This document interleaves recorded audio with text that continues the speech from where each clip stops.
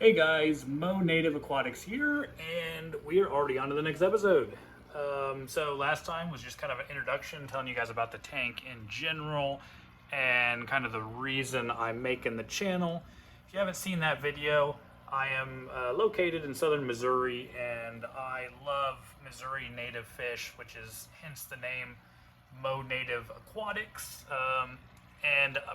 The precise reason I made the channel is because these guys, the northern hog suckers, which are the dudes with the funny mouths there is very little, if any, information on how to care for them in the aquarium setting, and I want to fix that. So this whole channel is kind of going to be dedicated to, for one, just documenting my experience with these native fish, how to combine them in ways where, you know, the bass don't eat everybody, etc., etc.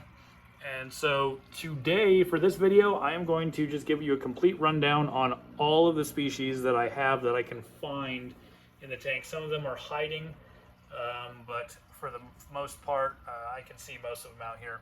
This is a 220-gallon aquarium, so the sizing is difficult. I still don't have a penny to show you guys approximate sizes. My hand, that doesn't help any at all.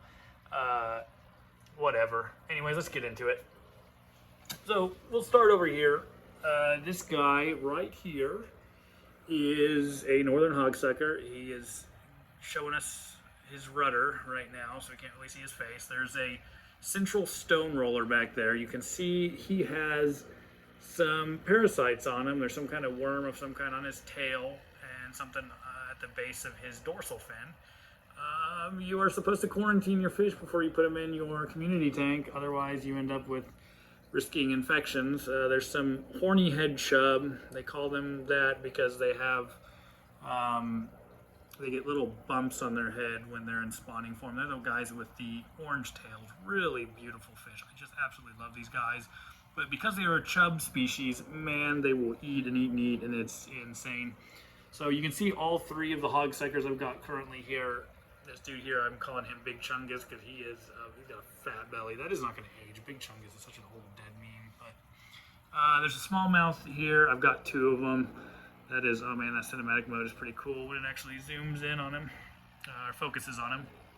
So this guy's about 3.5-ish inches long maybe, and there's another dude right here. He is about the same length. So both of these guys are about the same length. They are the largest threat in this aquarium besides Moby Dick, my bullhead catfish that's hiding right now. They're the biggest threat to this tank. So this was originally designed to be a predator tank. So it was going to be smallmouth, long-ear sunfish, goggle eye, or green sunfish. We call them goggle eye, but they're actually green sunfish. There's one right there. I've got two of them. There's a green sunfish, and the other one will pop up here somewhere. And then a bluegill. I've got one little bluegill right in there. They're all just poking around in the shadows. So originally I was going to have just predator tanks, which is why there's the smallmouth. And the long ears, even though they don't get as big, they just the bass were not going to grow big enough in this tank that it was going to be a concern for them getting eaten. And then everything else that came in, I wanted to have a few other like common shiners, which I don't have one of those right now, but if you guys are aware of the common shiners, they get really big. And these horny head chubs can also get every bit of 10 inches or so. These guys are kind of small. I'm really concerned that the bass are going to outgrow the horny head chub, and then they'll probably end up being dinner sometime when I miss a feeding. Same with the stone roller. This guy is pretty big. He's only, well, he's 3.5 inches long. I've caught bigger ones, every bit of like 6 inches before. You can find them in the creeks. I have a hard time getting them acclimated. They're actually pretty fragile when they're that size. The babies are really easy to acclimate, but they just take a while to grow in captivity. So I try to capture adults, mature adults. And the goal essentially with all of the non-predator species is to keep them large enough that the bass and the catfish will not eat them. There is one other species, well let's see, there used to be a really small rock bass, and I think he finally got eaten by the smallmouth. I was kind of sad about that. And then the one other species that's in here that I cannot find currently that's pretty stinking cool is a banded sculpin.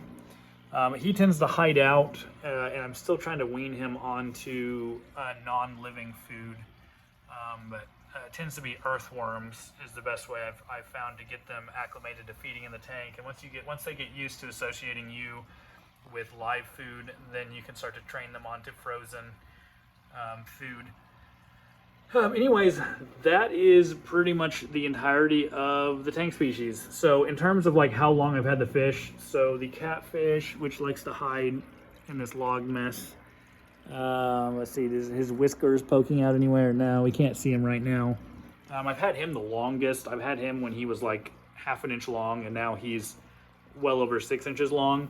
And then the long ear sunfish, I've had them for I think over 4 years now. They were about half an inch to an inch long when I got them, and now they're 3.5, 4 inches long, probably 3 inches long. And then all of the other fish that are in this tank have been caught since late summer. I haven't had this tank up and running. We just recently moved, so I haven't had the tank up and running very long. These guys were tiny. I got them in like August. I want to say early August or late July. These green sunfish, they are beautiful fish, and man, are they will just eat. You can see how fat they are. I will explain why they are so fat in another video. None of these guys are going to be poorly fed, and the reason for that is that feeding these hog suckers is a giant problem that I will get into in a later video. The whole point of this channel is to show you guys how to take care of these hog suckers in a native tank, how to integrate them into the tank, and why they're a necessary part of the tank ecosystem. But I'll get into that in the next video. So like and subscribe if you like this kind of content. I don't know if native species are your thing, but I just think they are so beautiful. And I mean, we're at December, early December right now, and I have a little slice of summer in my living room.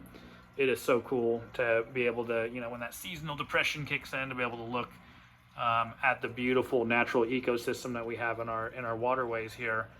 A lot of you guys, even if you're not in Missouri, but if you're in these other states as well, you have beautiful ecosystems in your natural waterways that you may not even be aware of. So anyways, that's it. We'll see you guys in the next video.